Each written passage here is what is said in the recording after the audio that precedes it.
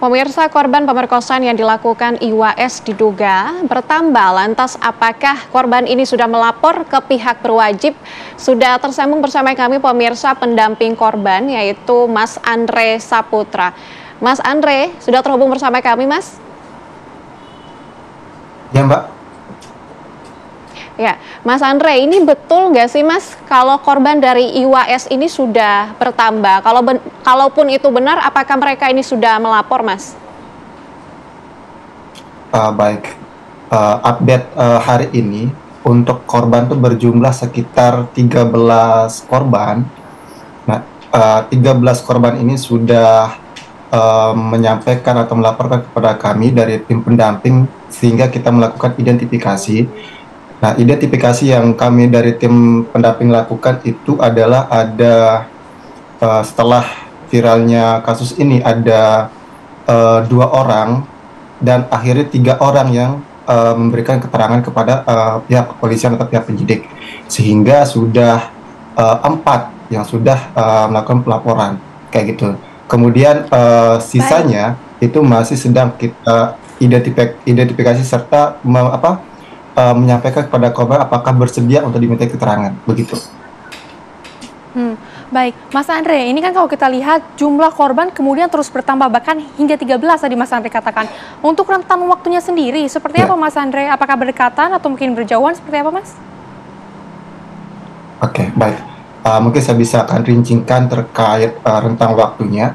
Itu yang kami sudah jelas identifikasi rentang waktunya itu. Yang pertama itu tanggal 28 September tahun 2024, di tanggal itu ada 1 korban. Yang kemudian tanggal 28 September tahun 2024 1 korban. Kemudian tanggal 1 Oktober tahun 2024 itu ada 2 korban, yang dimana di pagi hari dan malam hari. Kemudian di tanggal 7 yang sebagai pelapor hari ini yaitu 1 korban. Yang dimana ada korban-korban lainnya yang sedang kita identifikasi yaitu di tahun 2022 kayak gitu ya, itu yang sedang kami identifikasi. Kemudian ada di tahun 2024 bulan Februari, di akhir tanggal bulan Februari kayak gitu. Ya, Mas Andre, ini kan cukup lama ya pelaporannya ataupun kejadiannya. Kenapa baru dilaporkan sekarang, Mas? Apakah mungkin ada intimidasi yang dilakukan? Ya, kenapa untuk pelaporan sekarang? Kan itu untuk tanggal 7 Oktober itu bermula munculnya korban-korban lain berani melapor atau memberitahukan ke kami tim pendamping. Ini kan tanggal 7 setelah kasus yang tanggal 7 ini atau pelapor yang korban yang di tanggal 7 ini berani melapor, korban-korban lainnya berani speak up. Nah, cara mereka korban-korban ini berani speak up kami temukan melalui klarifikasi yang dilakukan oleh tersangka melalui akun media, salah satu media sosial. Nah, dari tim pendamping menggali, mengidentifikasi dari komentar-komentar, sehingga kami mencoba ngechat, kemudian menghubungi korban-korban yang mencuit komentar di sana. Kemudian di malamnya kami ditelepon oleh paman korban yang tiba-tiba di tanggal 1 itu dia bertemanan dan ternyata dia menjadi korban di tanggal yang sama. Kemudian ada salah satu teman korban yang beritahukan kepada kami teman saya adalah pernah menjadi korbannya si pelaku atau tersangka yang pada tanggal 28 September. Artinya bahwa korban yang berani speak up di tanggal 7 Oktober tahun 2024 memunculkan korban-korban yang lain yang berani speak up sebelumnya, Mbak.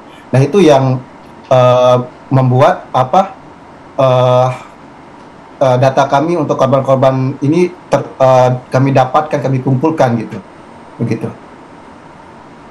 Baik, Mas Andre, ini artinya ada ketakutan dari para korban atau seperti apa, Mas?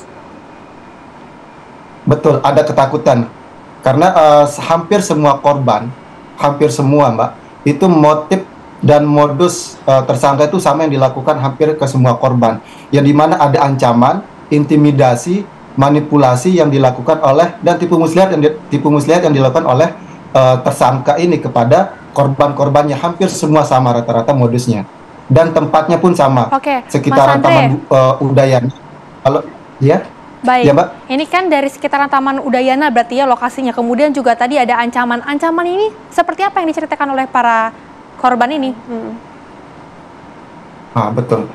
Kalau untuk yang korban yang tanggal 7 Oktober tahun 2024 ini yang sebagai pelapor, itu ancaman-ancaman yang didapatkan bahwa karena pada saat di Taman Udayana yang dimana korban ketemu dengan tersangka ini, kemudian Iya, Mas Andre. tiba-tiba tersangka meminta korban, ya ancamannya seperti ini, Mbak, apabila karena kamu sudah terikat dengan saya dan saya sudah mengetahui masa lalu dan dosa-dosamu, apabila kamu tidak mengikuti saya akan membongkar kepada orang tuamu atau memberitakan kepada orang tuamu, begitu kira-kira. Baik, Mas Andre, untuk itu langkah pendampingan yang dilakukan oleh tim dari Mas Andre selanjutnya ini seperti apa? Mengingat kan masih ada 10 korban ya yang belum melaporkan juga. Ini seperti apa langkahnya, Mas? Tentu langkah dari tim pendamping yaitu memenuhi kebutuhan korban, mulai dari kami sudah mengadukan kepada Lembaga Perlindungan Saksi dan Korban LPSK, kemudian berkoordinasi dengan Komnas Perempuan serta Kemen PPA.